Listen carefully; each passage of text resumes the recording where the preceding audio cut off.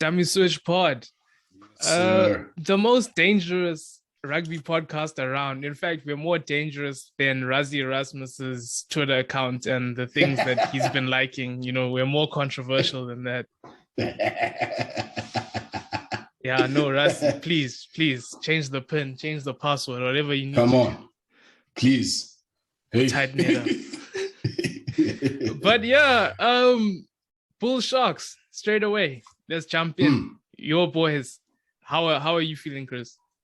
Look, what a game. We said it was going to be a good game, you know.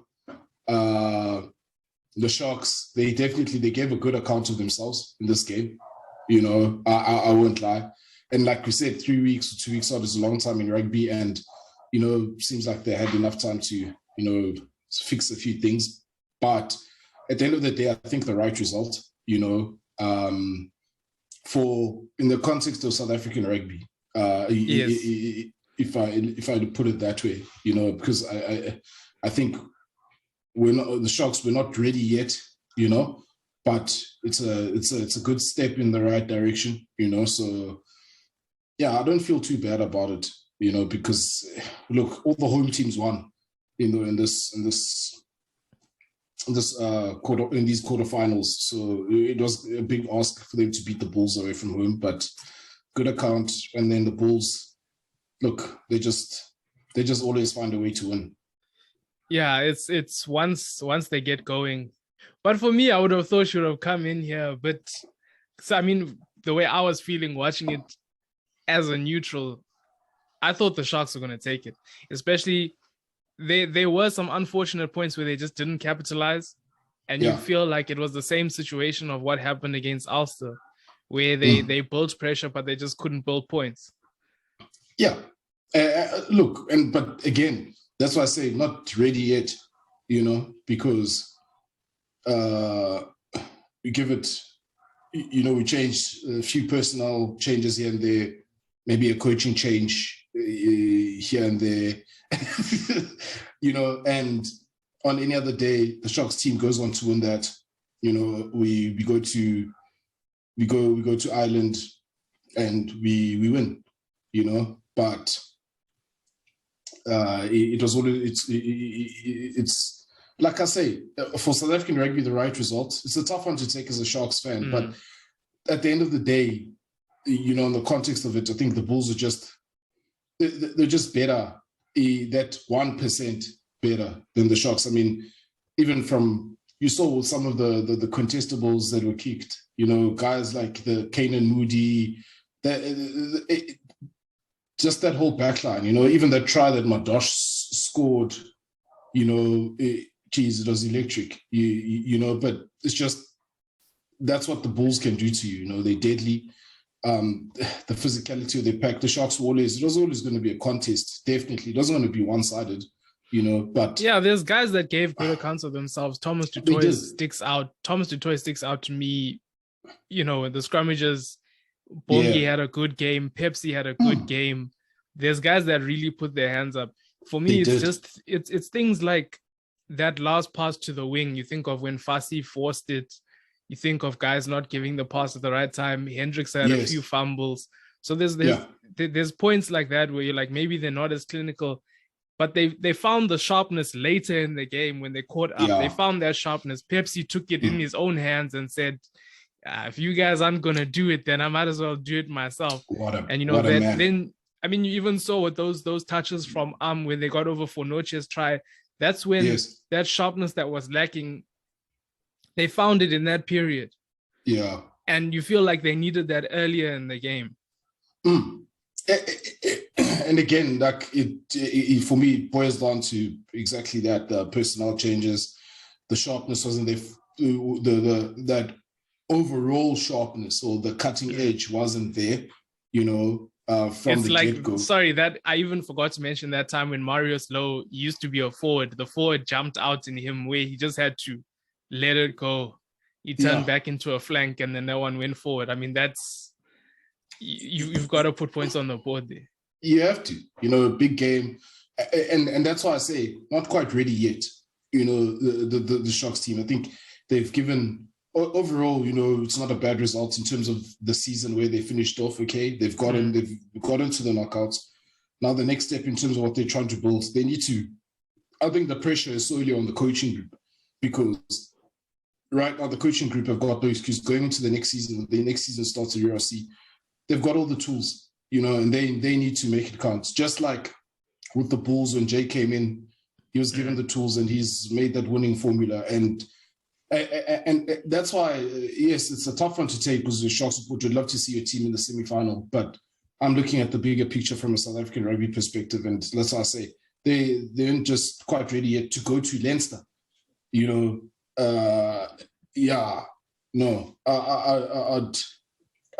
Bulls for me will have a better chance. I think.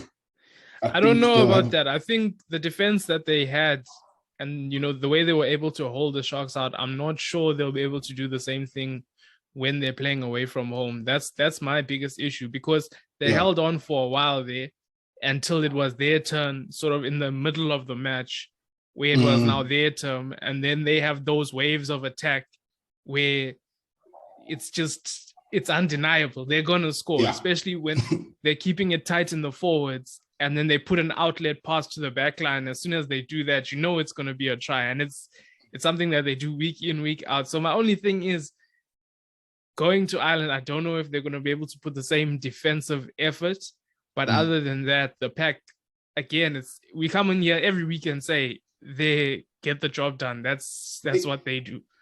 It's what they do. And look, Leinster is going to be difficult. That Leinster team is, they're going to be hurting, because they would have been they're in the Champions Cup final, and they lost out, so they'll be hurting. They've got that team is stacked with the internationals that play for Ireland as well, so it's borderline test match rugby. Even that's coming up. They've got a very wide group. I mean, you saw their second team came here and gave guys a run. So So it's, for me, for the Bulls, going to be this week coming up, it's definitely going to be test match level type, and it's knockout rugby. So I think with Jake White there, they'll hatch a plan. We'll give them the confidence. But overall, I'm not mad that the Bulls won. And I mean, it was going to take a special moment for them to win. And like you said, the Sharks did have their chances. They didn't take them. And that's why they're not in the semis. So. Yeah, we'll live to fight another day. We'll come back again next season, and we'll set things right as the Sharks. I fully believe in that. And as a Sharks fan, all the Sharks supporters out there, we must be proud of our team, but we must also be realistic, and to say, look, they were not ready to go there at this point in time. So it's okay for now. Yeah, if we think a broader perspective, and we're now looking towards box and we're looking towards next season, Sharks, you've got to say, season over now, 9 and 10, they've got to sort that in. They've brought Lionel Currie, but I mean, even from a Springbok perspective, Hendrickse, there's question marks now. There is some question marks. Look, Good Touch is a good player, but at 9, I believe, perhaps in the Northern Hemisphere, slower pitch, maybe he's more suited to. Okay, he can play a quicker up-tempo game, but there's just some elements where he's lacking a bit in consistency in delivering. Thing is that it seems as if you're not too sure what type of performance you're going to get from him, and the errors that he makes. I think if he cuts down on the mistakes, and the decision-making mistakes, maybe better. Because, I mean, even in that try that they scored, there were numbers out wide. But I think just because of the physicality, the level of physicality of that game against the Bulls, he now also wanted to take it up. Fine, he scored, granted, but it could have easily ended up being a different story, whereas the better option would be, or the easier try option would be to send the ball out, where they had the numbers. But, yeah, if the Sharks sort out 9 and 10, I think then if they settle in on a proper, within their loose forwards, if they can find... Chituka's coming, that's not... Chituka's coming, so they... Fenta had a good game. Fenta had a good game, but Chituka's coming. Yeah, Chituka is coming, and I think if they sort out maybe the situation at 12 as well. You've got Janssen van Rensburg in. He's going to give that go forward. They've sorted it. It's just 9 and 10 remains that issue. If 9, 10, and then competition at fullback. Yeah, I think. Because the weekend special, is good. But, sometimes on the weekend, sometimes the PR of the weekend is good, doesn't do damage. Other times it does damage. So it's inconsistent in that regard. And there's elements where you can see to say, okay, this is why, it's not a mainstay yet in the box setup. Yeah. Because there are those mistakes, the pass to Werner Kok needed to be a better pass. It needed to be a way better pass. Granted, Werner Kok, maybe he was a bit too flat, but it needed to be a better pass. I looked at that, I think 2-3 times, and the first thing is that it should have been a better pass, and that was a try for all money. But yeah, so if they can fix that, they're at 15, in the pack, I think they're coming right. It's just the substitutes. Yeah, Pepsi for me, Pepsi, he's back in that ball conversation. Yeah. There was a time where it's him, Elric Lowe, and Roos. It's that whole. Depending on which week, it's depending on who's up and who's down. Yeah. But I think in this game he showed, and it was a big game, and he showed up. Yes, he showed up. And look, for me, undoubtedly, I think he's more consistent in terms of overall. He gives you a lot. In terms of ball carries, he's got that physicality. In the tackle as well, he's got a good work rate. Yes, Elric Lowe, Evan Roos, they're good, they're explosive, they're exciting, But I think Pepsi, he'll get a look in. He's the guy there at 8. He definitely is the guy. And I even feel like he can play 7 for the box, and especially Roos is the guy that's making the runs and doing that kind of thing, but more expansive. Pepsi's that tighter kind of player, and I feel that that's what they're looking for. That's why they haven't necessarily gone to Roos, even though he's been on form. Is that they want those players that play it more tight, that are more expansive. So that's why I think he'll definitely. Especially when it's the dark arts, especially when it gets tough. When it's a battle in the pack. Pepsi's always there. He's always in the fight. I think we saw it against the British and Irish Lions, where gave a good account of himself. Yes, okay, there are times where he sort of dropped a little bit, but like you say, he's back up there. It's just unfortunate now. It's the end of the road for the Sharks and the URC. Yeah, let's talk Stormers, who have another week to fight, and they're just an energized team. It's just a team that's. Where the Sharks haven't kicked on, they have kicked on. And the past year, they've turned it around. It looks like a different team. They've made those changes. You see Daimani making those runs from the midfield, stuff like that. Where it's like, that's what was... They've turned themselves... They formed an identity. They're now that team that hits you on transition. I mean, we saw those tries, aimless kicking, and you're giving it to Galant. 2 phases, it's a try. That's the kind of, him and Lubbock were getting those offloads. They were getting them going.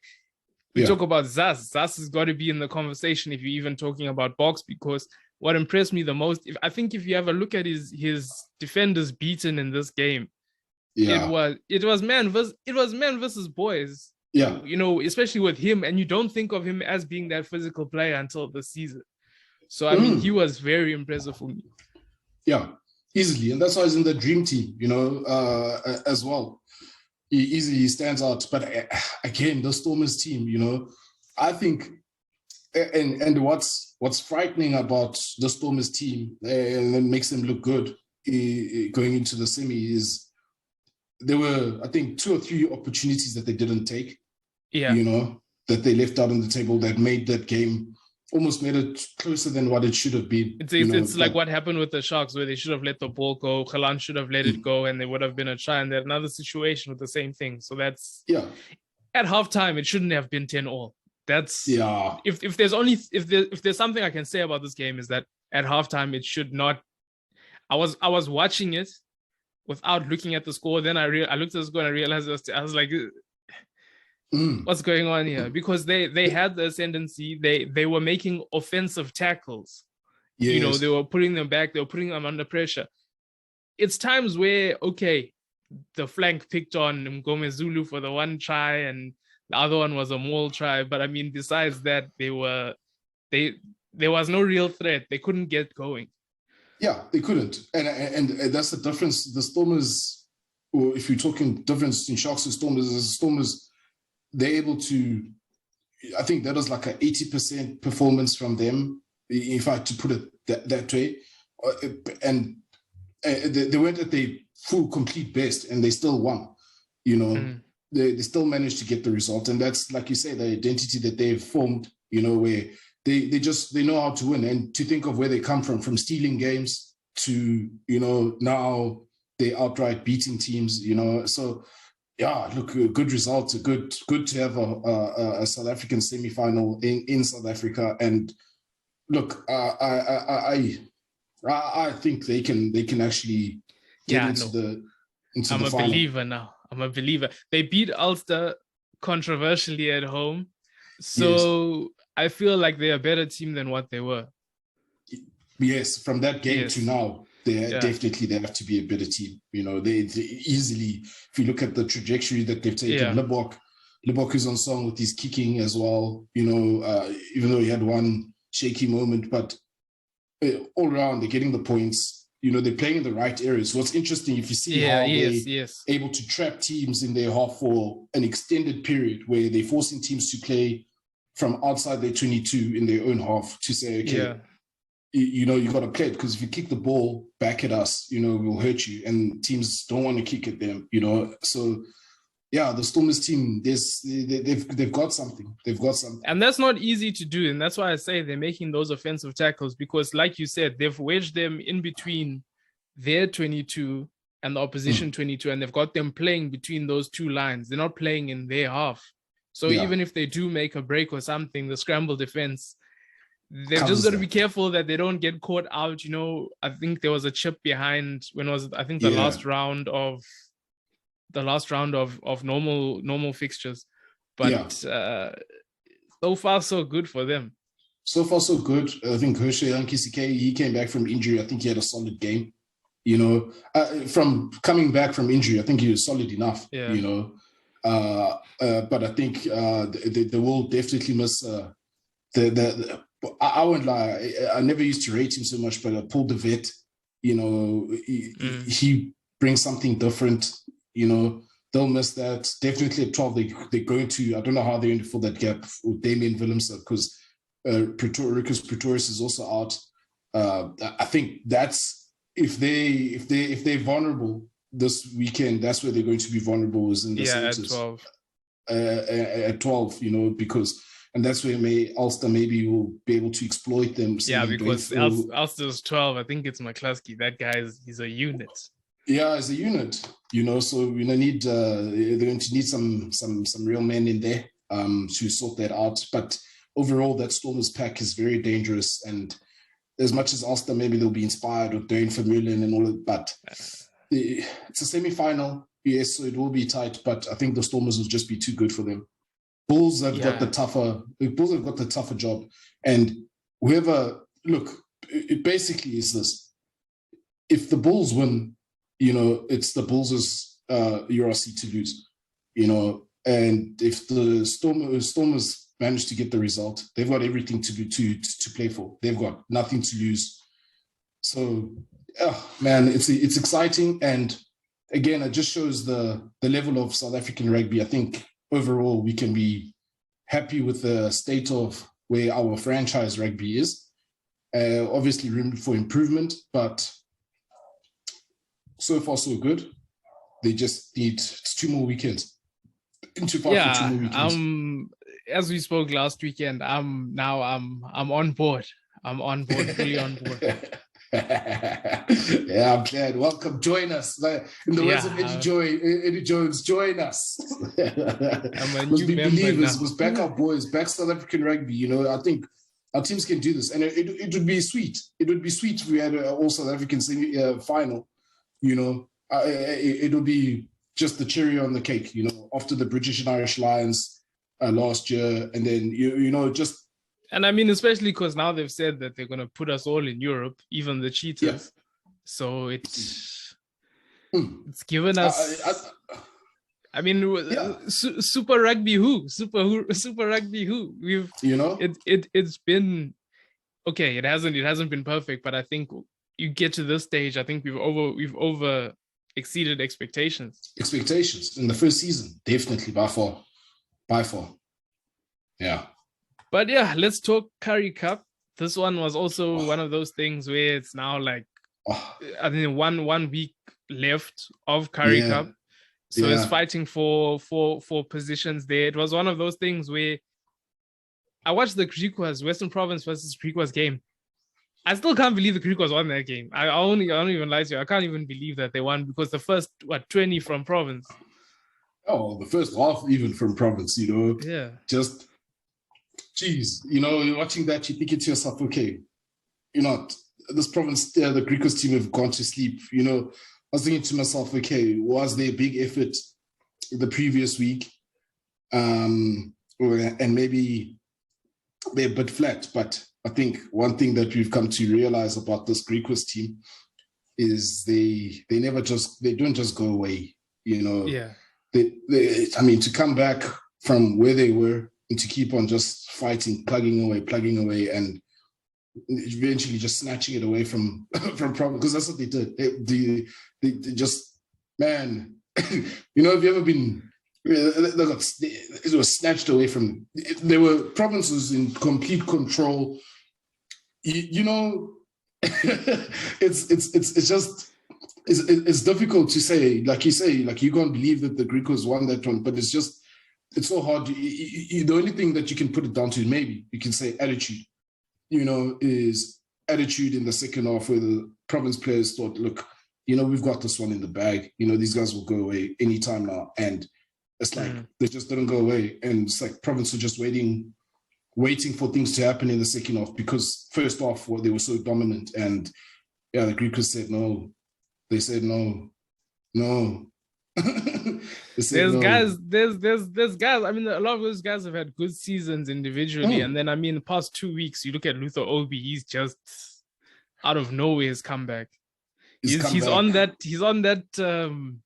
the Zas water, whatever Zas was drinking, he's told him, my man, go and get this water from the same place because it's changed his form completely. You know, he's becoming a sort of dominant in that position, and interestingly, he's, how can I say, just he's almost touching that potential that was seen in him as a youngster when he was coming through the ranks, you know, and it's like he's maturing finally, you know, and he's looking good, you know. Then you've got the youngsters like Lashe there in the centers. I really like. That guy's a baller. He's a baller. I like him there at 13. You know, he's explosive. He does the business. But again, it's that Griquas pack.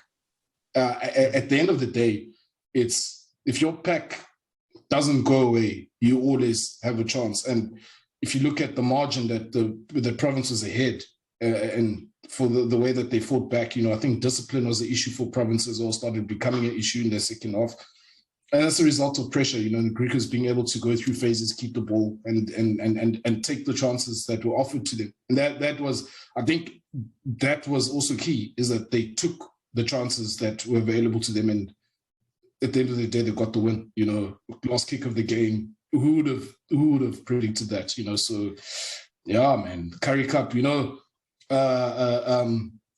we'll see. We'll talk about it, the Pumas game as well. But you know, in England, they say the magic of the FA Cup. For me, yes, the magic of the Currie Cup, because now Griquas, I think they're sitting third. You know, Bulls, Cheetahs, they guaranteed. Griquas also virtually guaranteed a spot in the semi-final.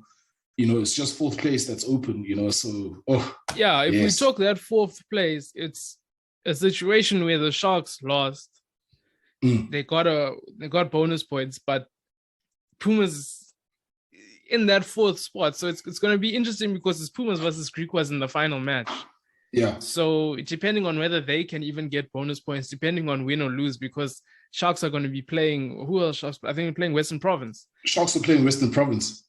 Province of Norway, they've got nothing to lose. And I think they'd want to finish off the season on a high. Sharks, and they're going to want to make up for this last week. So it's almost a perfect situation for you look at the Pumas and Griquas, they're like, it's almost a perfect situation because we've gone embarrassed Province. They're gonna want to get their back against the Sharks, and the Sharks. It's looking good. I mean, both of these teams, it was a fight. It was look at the score. It was a fight. Yeah, I mean, let's talk Pumas. The Cheetahs Pumas game. Oh my goodness! I think the Cheetahs. You see the value of Francois Steyn in the midfield. Because when you look at the overall scoreline, Cheetahs the whole season they've fallen behind before. Yeah, they've fallen behind too before. Early. Yeah, but you look. I think even selection. I don't know what's happening with Sia Masuku, why he didn't play this past weekend.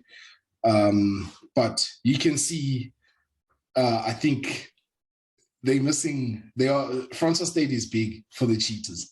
He is, I think that's easily an extra 10 points, whether he's scoring them or creating them, I think, or creating the situations through his ball carries where they can, or through his kicks the way they can put pressure. And then Masuku, just the difference that he brings at 10, he is by far the best 10 that they have. I think, if you're looking at it, he's close to up there to being in the country, one of the best 10s that we have at the moment in the country, But again, the Pumas, you make a mistake, I think they learned lessons, in taking opportunities, and you saw that because if you look at the tries that they scored, Devin Williams was on it for both of those tries, and it was that same thing of just being sharper, being first to the ball. Yeah. And wow, what a result. That Tina's De Vere step, I won't lie. That I one know. Was... He cooked Currie and Jasper. He first goosed. I was like, oh, snap, this guy, he goosed. And then the right footstep, I was like, yeah, I know, man. Yes, that's dirty, bro. That was dirty, man. He's a non-stepper and he stepped a stepper. Like, And that's what it is. They took their chances, Again, they stayed in the fight, they're putting in the hits. Look, I still stand by what I said. I want the Pumas to make it to the semi, to the next semi. They need to secure the spot. I'm calling a draw between the Pumas and Griquas. They get bonus points. The Pumas will get the bonus point for scoring 4 tries, and then the 2 points for draw, giving them the 3 points. So even the Sharks win, they won't get a bonus point against Province.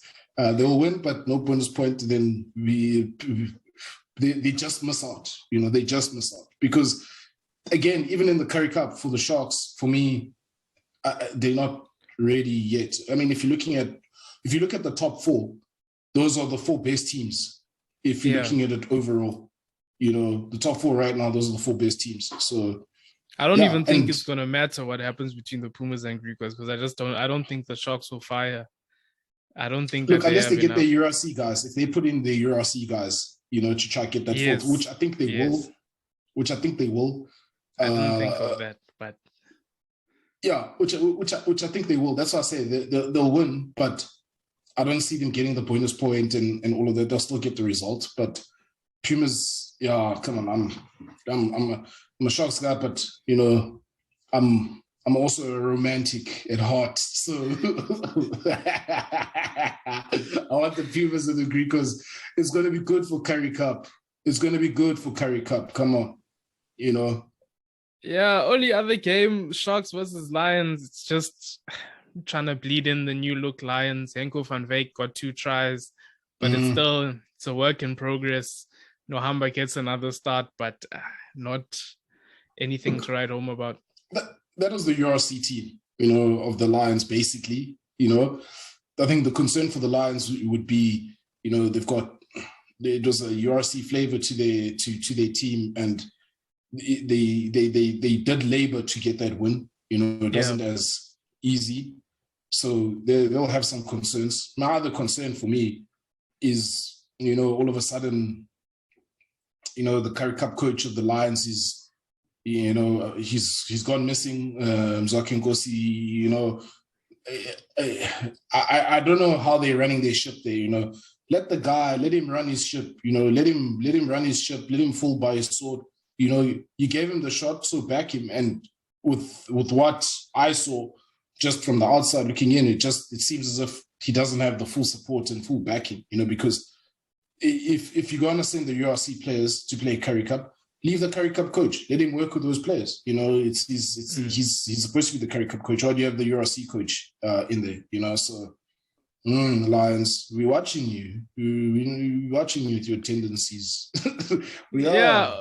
Only other thing, Springbok, sort of the wider training groups and that, I forgot what they're calling them, but Mchunu, I think he's the only guy that's been selected that's sort of new in that group. But also there we're watching because some guys need to be rewarded. As we spoke about earlier, guys need to be rewarded. The team should be announced this month. So yeah, I think it should be end of this month.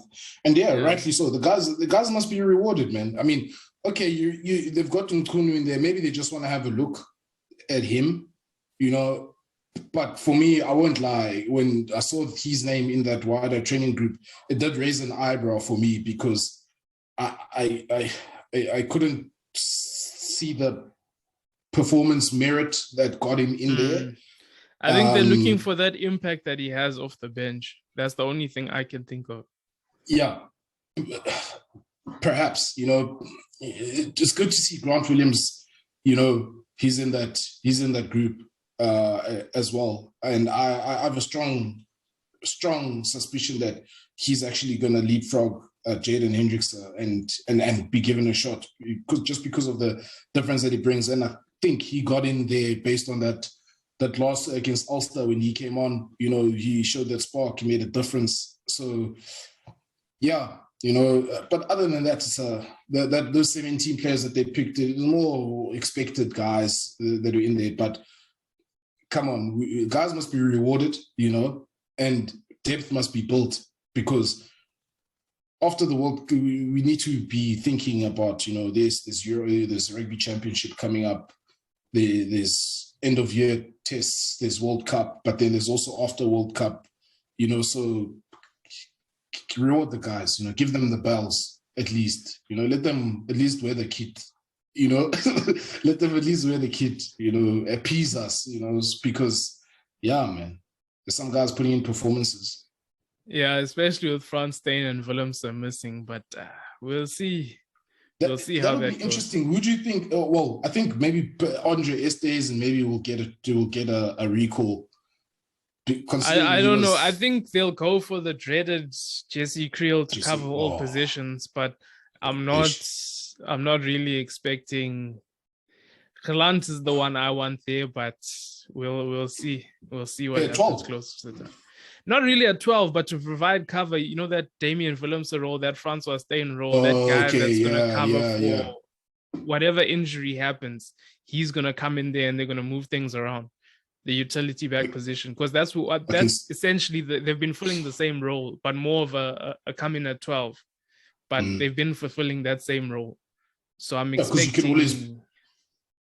You can always put Am at 12 and Galant at 13 if need be. Even though we haven't seen Am at 12 for the box, but we know he can do it. But those conversations will heat up closer to the time. They brew. Any closing remarks from you, Chris? Closing remarks is, look, magic of the Currie Cup. Pumas Griquas is going to be an interesting game. Maybe they'll be doing each other favors there. Cheetahs Bulls, really, they secured it. In the top two. Cheetahs will really be kicking themselves because You know, they had everything going for them, home semi, potential home final. And then, you know, Province Sharks, Sharks need to do Pumas a favor, you know, just at least once. we'll give them that. But in the URC, I think South Africa all the way. Let's back our boys and let's back them for South African final. South African final. Dummy Switch Pod. Thanks for watching.